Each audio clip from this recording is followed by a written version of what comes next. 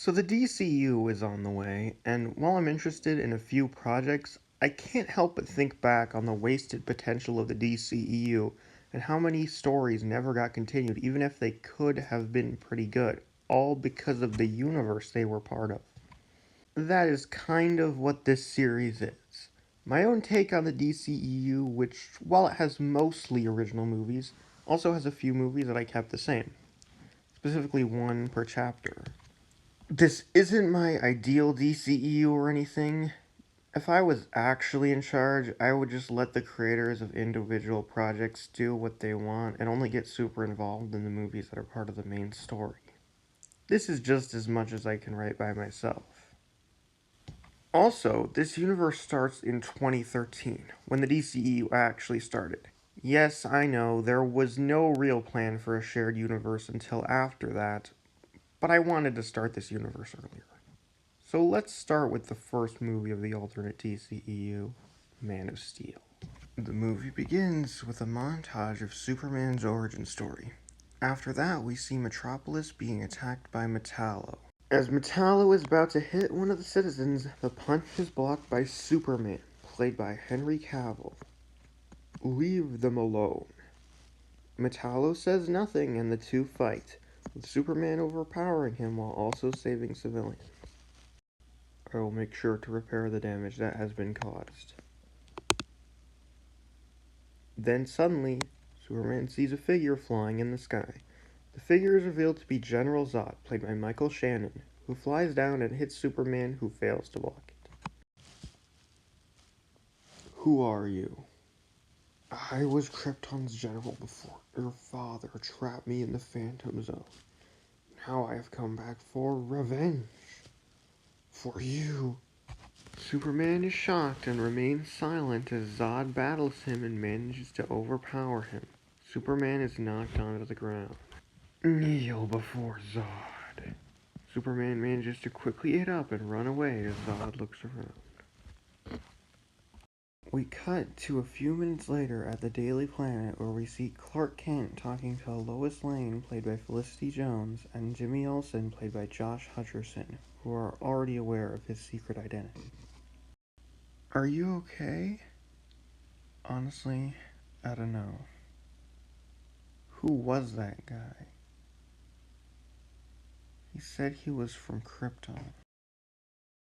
I didn't know there were more of you.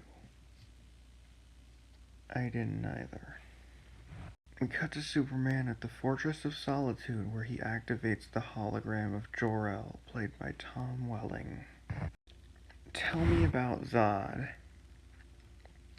General Drew Zod was a Kryptonian general who made a vow to destroy the House of El. Due to his extreme methods, he was banished to the Phantom Zone. Zod has escaped. That is unfortunate. However, the Phantom Zone projector is still here. You may be able to send him back. Superman looks over at a device in the corner of the room.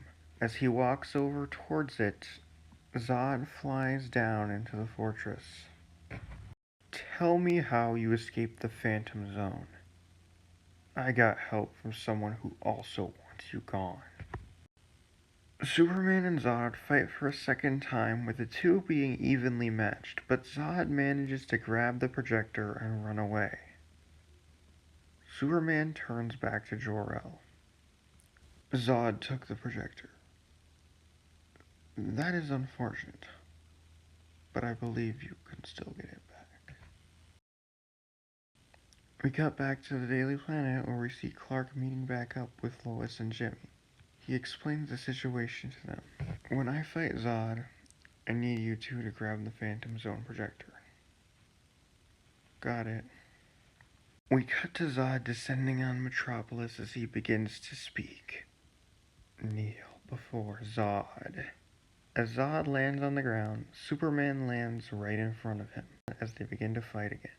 At a certain point, Zod and Superman fly out into space and begin to fight there. As they crash back down to Earth, they continue to fight and Superman manages to overpower Zod and knock him to the ground. Now! We see Lois and Jimmy next to the Phantom Zone projector as they activate it on Zod and send him back to the Phantom Zone. It seems that Superman has managed to defeat the superpowered threat known as Zod, but not before they caused massive damage to the city. Superman promises he is working hard to help repair after all that has happened. The camera pans out to reveal Superman watching the report as he flies off and the movie ends. In the post-credit scene, we see Lex Luthor, played by John Cryer, sitting in his office. I worked for years to become the best, and somehow this alien shows up and manages to beat everything I throw at him. Activate Project Conduit. And that is Man of Steel. And I don't know if I'm going to continue this universe or how often I'm going to release in, because writing and casting these movies is pretty hard. I'm going to at least try to make it through Chapter 1, and the next part will focus on two movies, Wonder Woman and Green Lantern.